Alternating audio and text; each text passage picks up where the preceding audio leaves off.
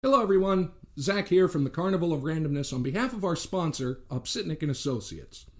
In these unprecedented times, we reflect on our future, both in the next few weeks and months, but also the upcoming years and decades. And it's time to prepare for that future. Upsitnik and Associates has been contacted by many healthcare workers, as well as old and new clients, to prepare wills, powers of attorney, and advance directives, also called a living will. All of you need these documents. So don't say you don't have any assets to speak of, no children or other dependents. Regardless of the circumstances now, you will need a will for today and tomorrow.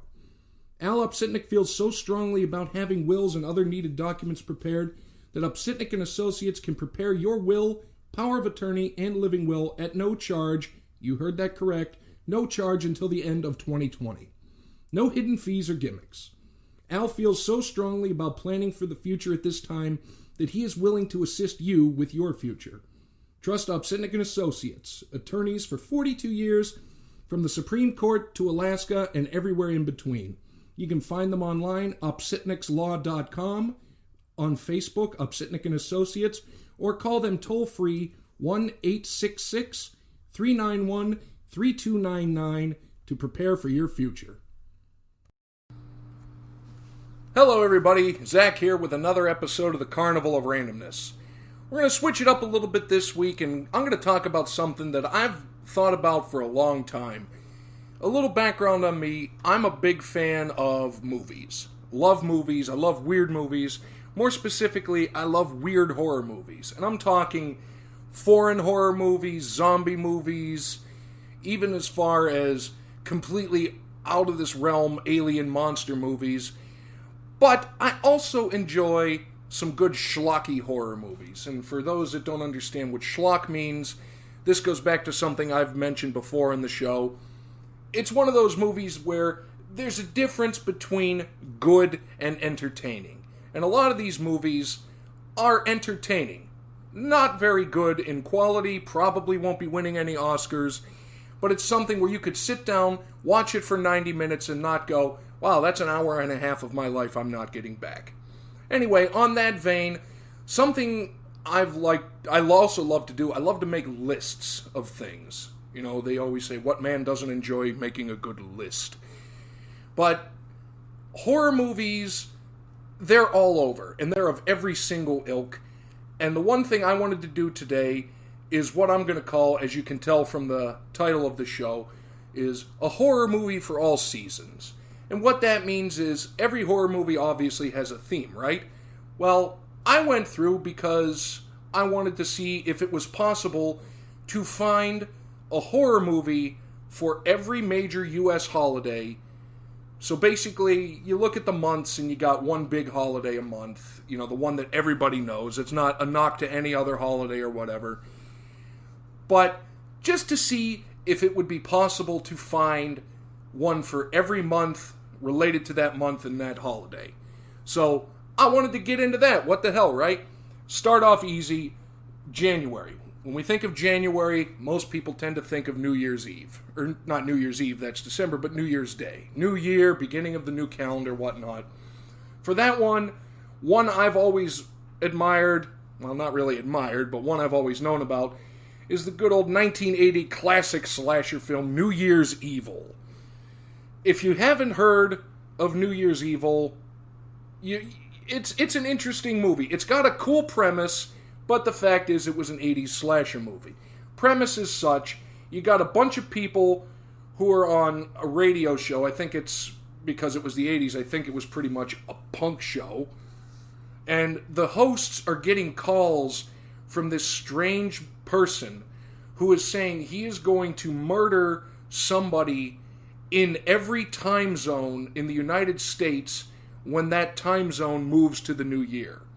So obviously, at 12 o'clock, he's going to murder somebody in the Eastern time zone. Then he would move to Central for the next hour, then Mountain for the next hour, and Pacific, etc., etc. Cool premise.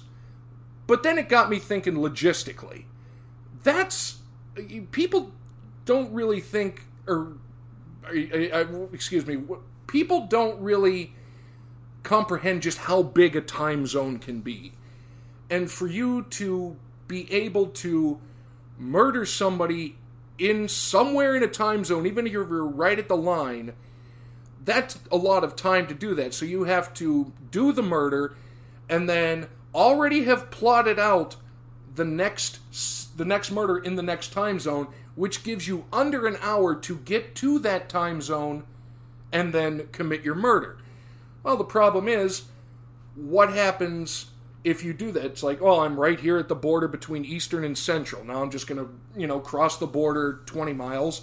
But then you have a big gap between Central and Mountain. So how is it feasible and logistical, unless it's more than one person, and I'm not going to spoil these movies, even though it's 40 years old and you should have seen it by now, but you have to be organized. You have to have people in every time zone, otherwise, logistically speaking, it just can't happen. So, January, the year is off to a good start, and by the way, before I continue on to February, why not take a look at one of these movies on that day? It's what I do, especially with this next month. Alright, moving into February. Obviously, February is Valentine's Day. For that, and this has actually been a Valentine's tradition of mine for a couple years now, I sit down with a couple glasses of whiskey or scotch and watch this movie. It's My Bloody Valentine. So, but there's two of them. The original one, 1981, I think it was actually a Canadian slasher movie, because most of these will be slashers. And then they remade it in, I think, 2009, more of a modern-ish updated one. I prefer the original, though I have watched them both. Plot of this one, a bunch of teens, probably teens, maybe 20-somethings, but isn't that always how these things start? It's the bunch of rowdy teens or young adults that go and do something and piss somebody off. Anyway, they decide they're going to throw a Valentine's Day party. And it's been a while, but I think they pretty much do it in a mine.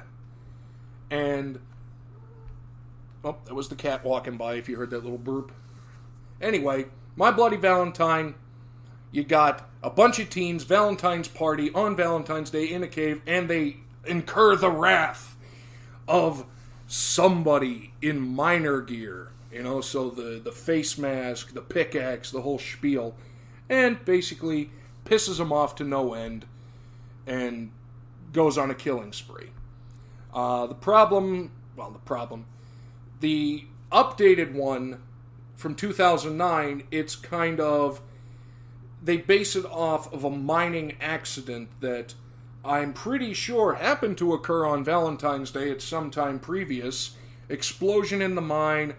One person has survived, but he survived because he killed everybody else with him so he could breathe. Anyway, he goes on a killing spree because they want to sell the mine, so the kids break into the mine to have a rave or whatever the hell you kids do these days. And he comes out and killing spree ensues. Again, entertaining, not great. Definitely better than some of the Valentine's Day alternatives that are out there. Alright, let's move on to March. St. Patty's Day. This is a no-brainer. There's a series of Leprechaun movies starring the great Warwick Davis up until the most recent one, Leprechaun Origins, which really isn't truly related to the Leprechaun franchise, but kind of is, but kind of isn't, with the ex-little person wrestler Hornswoggle playing the creature. Difference is, it's more of a creature, the demon version of the Leprechaun rather than the Warwick Davis happy-go-lucky, you can understand me when I talk and I'm going to kill you with a lawnmower because you stole my gold. Anyway, I think, and somebody could correct me if I'm wrong, but I believe the original Leprechaun was the film debut of Jennifer Aniston. When I just looked it up, it was her silver screen debut because she had done TV movies and TV shows, and I think even plays before that. But in any event, classic trope. Man returns from Ireland after stealing the leprechaun's pot of gold, or some pieces of his gold. So naturally, the leprechaun, Warwick Davis, awakens, comes to America, and wreaks havoc. The original was 1993, if I'm not mistaken. Yes, 1993, and it has spawned many, many sequels that are... some of them are a thing.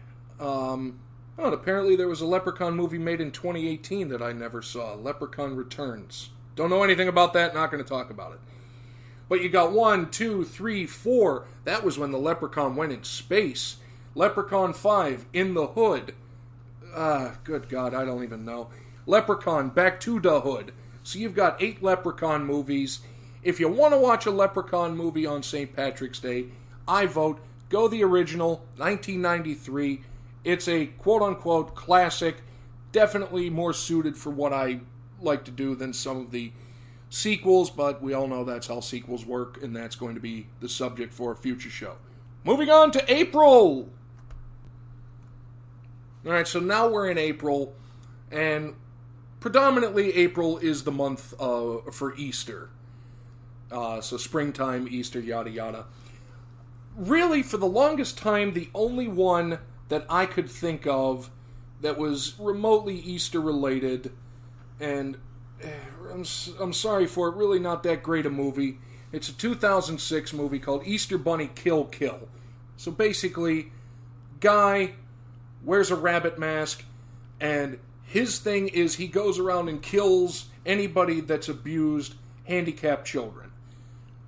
That it's Easter-y mainly because the guy's wearing a bunny mask, and that's kind of the theme of most of these Easter movies. Although I'm looking it up because I'm curious, I need to find a new Easter movie. I came across a couple that seem good. You have a movie Cottontail, and Cottontail, mind you, is one word spelled with a K, from 2007. A farmer begins to transform into a murderous bunny after getting bit by a genetically mutated rabbit. So rabbit zombies is what it looks like. Then you got The Night Before Easter, came out in 2014. You're going to see some similar themes in some of these. Group of friends, naturally, you got the teens, stalked the night before Easter in a storage warehouse by an axe-wielding maniac.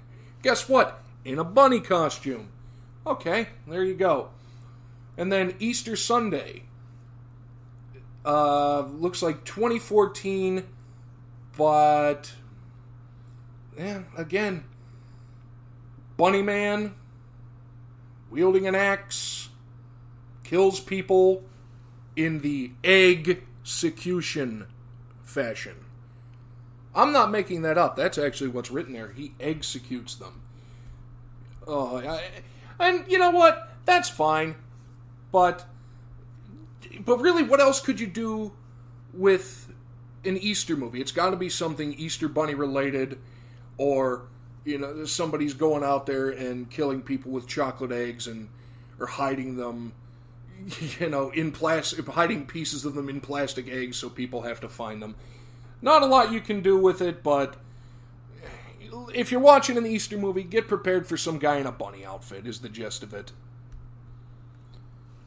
Alright, we're moving on to May. May has got, 2 big ones, so I'm going to give you both of the holidays, really, so you can pick it. Take your pick, watch them both, watch either or. Obviously, most of the time in May, you've got Mother's Day. And that brings me back to a very kind of gruesome-y, gory, sometimes hard to watch, 1980, again, there you go, slasher movie called Mother's Day, where, I think it starts off, it's been a long time since I've seen it. Hey, no, the cats are about to fight, so, nope, they're not. One ran away. Anyway, you got 2 guys who are out in the woods. They need to go somewhere. Old lady in a car comes by, picks them up, drives them out to the middle of the woods, car stalls. They're murdered by two, let's call them, especially back in that time, the old inbred hill folk. They come, brutally murder them, and it turns out the old woman is their mother, and that's what they do. They go around, she brings people to the kids, and lets them have at it. They remade it, actually 30 years later in 2010. Kind of the same thing. Mother in control, of the unruly kids, but she's the one doing all the string pulling and whatnot. So it's the same thing, except this one starts with bank robbery, mother comes, everything gets turned around, chaos ensues, yada yada yada. And then at the end of May, obviously we have Memorial Day. Not much for Memorial Day, except the one I found is the actual name of the movie is Memorial Day, 1999. Again, a slasher movie. Go back to the old tropes. Bunch of kids, night before Memorial Day, somebody comes and stabs a teenage couple to death in their room night before Memorial Day, wearing black and a papier-mâché mask. So, then camping happens, killer comes, you know the drill. I'm not going to go into too much detail on it because it's something we've all seen in many, many movies, time and time again. Not really much interesting or new, just the fact that it happened on Memorial Day, which, therefore, technically, even though it's not that holiday related, fulfills the requirement for this. Alright, moving on into June. Again, it's a two horror movie month, just like May was. And actually, now that I think about it, just like April should be, because I forgot, silly me, I should have my horror movie card taken away. The classic April Fool's Day, another great slasher movie for April Fool's Day. I'll get into that one in a little bit, because I don't want to lose my train of thought with June.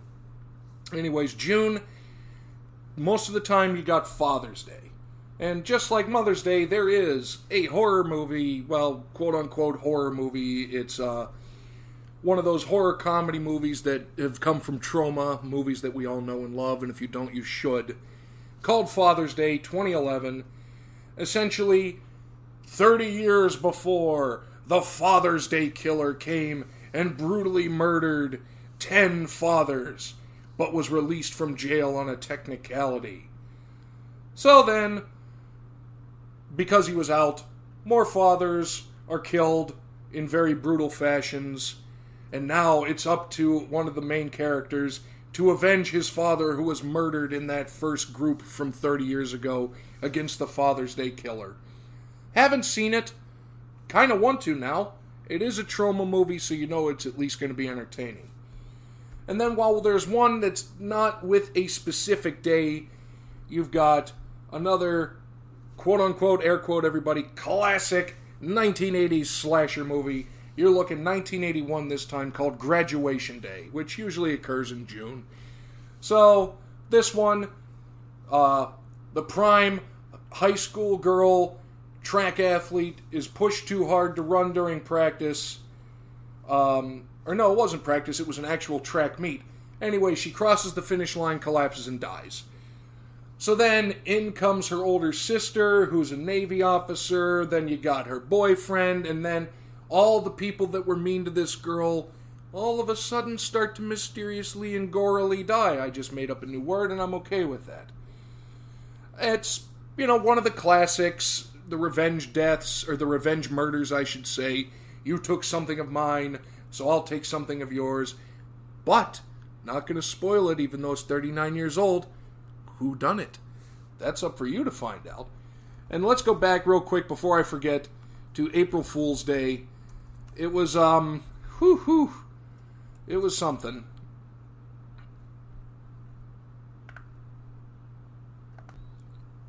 It was definitely something, but it was one of those, for all of the younger listeners out there, when we would go to the video stores, the Blockbusters or the Hollywood Video or anything of that ilk, one of the cool things was to go to like the horror movie section and just observe the box artwork. And that's what really captivated you. I know I was always captivated, and I know Rye, a regular guest here, was also captivated by, what the hell was the name of the John Carpenter movie? Shocker?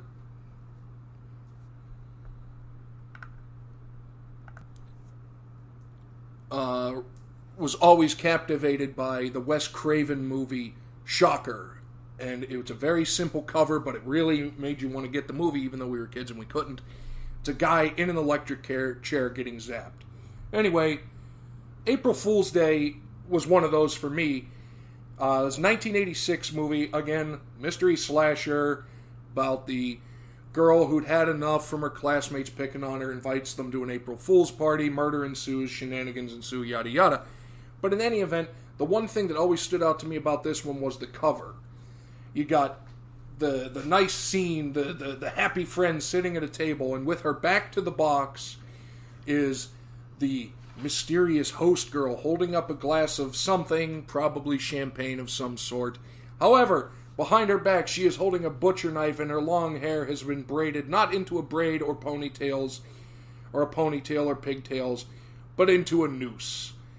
And it's one of those movies, the ending of it pissed a lot of people off. I don't know. It's been a long time since I've seen it. I'm going to have to go back and watch it. They've remade, the April Fool's Day movie several times, time and time again. But the original, for me, for the most part with these movies, is usually the best. And April Fool's Day was no exception, and really, neither was Mother's Day or Leprechaun or anything we've done up to this point. So now, we are up to June, and July is next, and oh boy, do I have a good one for you. Alright, moving on into July, obviously, here in the US at least, the big July holiday, 4th of July. So I know what you're thinking. You're saying, Zach, are you going to talk to us about the movie Independence Day? No, I'm not. Although, the original was pretty decent. I like watching it. I'll watch it when it's on TV. But not really a horror movie per se. So it doesn't really fit my criteria. So instead, I offer you the 1996 horror comedy. Because a lot of these just decided to go with the comedy aspect of it. Uncle Sam. It's got a great movie poster. And it comes from, God, what was the plot of it? A soldier who was killed by friendly fire and burned somehow springs back to life and kills some of the soldiers that have come in to investigate the area. I believe it was in Iraq or Kuwait. 1996, that would have made sense, probably Kuwait. But then his body is eventually returned to the U.S., prepping for Independence Day, and naturally, he comes back from the grave, chaos ensues, Uncle Sam is back, and yes, the main character's name is Master Sergeant Sam Harper. So, Uncle Sam wants you to watch that movie next 4th of July. You can probably find it somewhere. Probably online somewhere, or pick it up somewhere, but it's one of those that you look at it and you go, somebody took the time to make this movie, and then some idiot with a podcast took the time to tell me about it. Now, August is an interesting one for a couple of reasons. Number one, there really aren't any major holidays here in the U.S. for August per se. As such, not really anything to talk about. Really, what does happen in August? You're looking at the end of summer. Kids are starting to go back to school. But the most of the school horror movies out there are related to when they're already in school or when they're about to leave school. Not much about going back to school, that I could find at least. If there is anything out there, please, somebody in the comments let me know, because it's a movie I will watch. So, not much you can do. I even Googled horror movies related to August, and the only thing I could find was something called August Underground. I'd never heard of it, and I think the only reason it came up was because it was called August Underground. It's a 2001 movie. Let's see, read the description real quick. Follows the exploits of a serial killer named Peter as filmed by his unnamed and unseen accomplice. It was then followed by 2 sequels, both of which I've never heard of. August Underground's Mortem and August Underground's Penance. No idea, but it's something new, so I'll probably check them out. Anyways, if you have, anybody out there, if you have an August-related horror movie, please let me know, because that's really one of the ones I'm looking for to complete my strange, weird horror movie for all seasons collection. But if you want to watch something related to school, I'm going to throw out one of my favorites, a great trauma movie, the old Class of Nukem High, aka Atomic High School, but I think Class of Nukem High is better. It's a good trauma movie. It is what it is. I enjoy it. It's fun to watch. It's not very long. The time goes fast. And it's school-ish related, which is about as much of a tie to it as I can. So that's really all I can do for August. So I apologize for that swing and a miss. But sometimes you can't get everything, so you gotta kind of bend it to your will. And I would like, please, somebody out there in the horror movie world to tell me of an August-themed horror movie. Is there an end of summer horror movie? Is there a, not gonna say road trip horror movie because that's 3/4 of them, but something specifically about August that you would look at it and go, okay, this is an Augusty thing, because you look at a movie like Uncle Sam. Well, you know that's Independence Day. New Year's Evil, it's in the title. My Bloody Valentine, you know it's Valentine's Day. So, somebody throw it out there for me, and I'll give it a watch for you.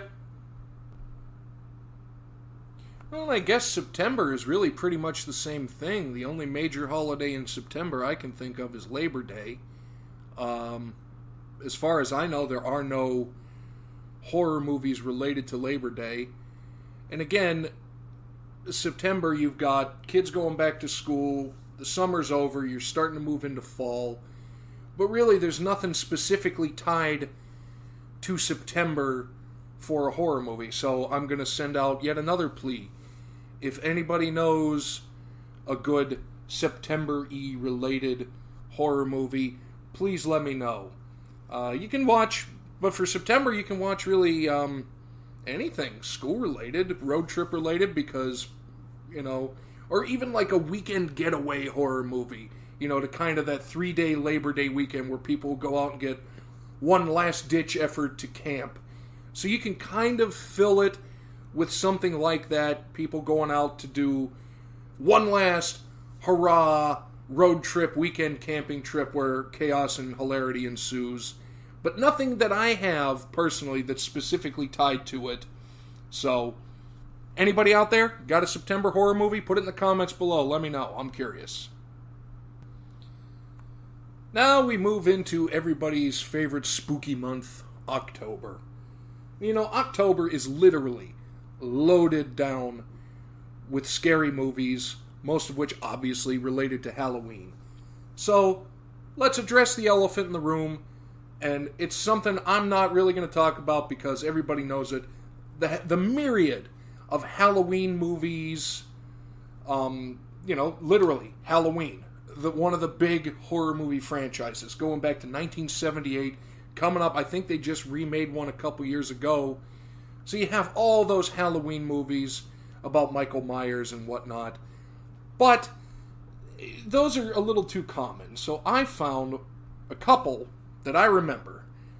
One of which I actually forgot was related to Halloween. Night of the Demons, 1988. Now we're getting more into the supernatural than the slasher serial killer. So you got 1988, high school kids. Who the hell knew? High school kids go to an abandoned funeral parlor. Well, maybe it's not abandoned. Maybe it's just not in use right now. Anyway, Halloween party, high school kids, funeral parlor. You know, you're going to have a seance, right? That's what kids did in the 80s. apparently, on movies and film. But yes, so demon is in... somehow a demon had been locked in the crematorium. The seance unleashes the demon. Hell ensues. But I will say, it's entertaining, and it's got one of my all-time favorite hardcore 1980s scream queens in it, Linnea Quigley. Hopefully I'm pronouncing her name right. You should know who Linnea Quigley is. Just from her appearance in, Return of the Living Dead. That's all I'm going to say. If you don't know about the graveyard scene, you're missing out. So, Night of the Demons, good Halloween movie that's not an actual Halloween movie. And another one, this movie I discovered, I can't even remember how I found it. I think actually I was walking through, I think it was Best Buy years ago, and it was in one of those packs, and once again, going back to when we were kids and we would see the box art, and it just intrigued us to no end. This one intrigued me to no end, plus it was part of a pack with a couple other ones. It's a 2004 slasher movie called Satan's Little Helper. And I don't really know if I can properly sum it up, but it's a little weird kid obsessed with a video game where he plays as Satan's little helper, so naturally Satan himself comes and begins to wreak havoc. Funny side story, I actually got punched for recommending this horror movie to one of my friends. I told him about it, he went home and watched it, saw him a couple days later, I said, hey, what did you think of it? And he punched me. So, if that is any indication on what you should be in for, take it and run with it, because it's one of those movies that, if you haven't seen, you probably should, just to say you have, if you're a fan of that culty, underground, slightly less than mainstream black comedy horror thing. Satan's Little Helper, 2004. Find it, watch it, and then don't come find me and punch me. I'm okay with if you do not do that. As we approach the end of the calendar year, we hit November. And for the U.S., November means Thanksgiving. And there are a couple Thanksgiving horror movies. The one I remember from years ago, it's a 1981, guess what, everybody? An 80s slasher movie. It's called Home Sweet Home. And it's set on Thanksgiving. Family is there, having Thanksgiving, and they're being harassed and terrorized by a serial killer who is addicted naturally because it's the... Hi, Boo. Cat's here. Anyway, it's about a family having Thanksgiving at their house, and they're being terrorized by a serial killer who, because it's the 1980s, is hooked on PCP. I'm not making this up. This actually happened. Followed by another good one, Blood Rage. I don't remember seeing this one. It's a 1987. It's a slasher movie. I think because it was set on Thanksgiving and all the chaos that ensued, it was Thanksgiving, you know, it is what it is. So, I guess that kind of falls into it.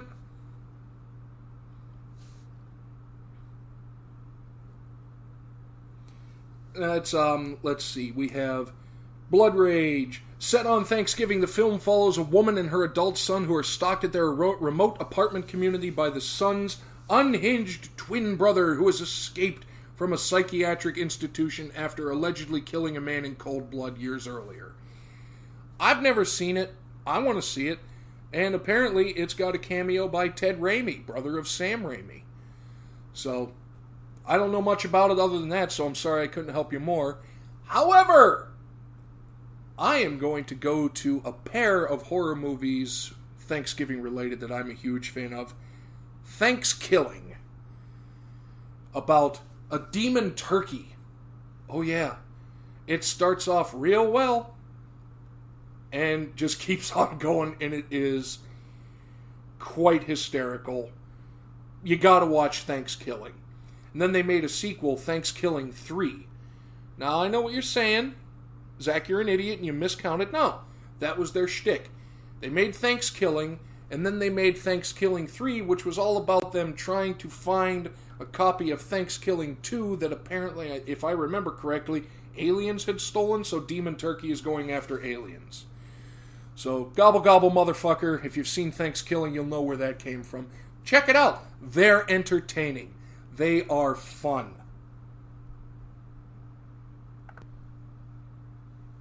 And now December.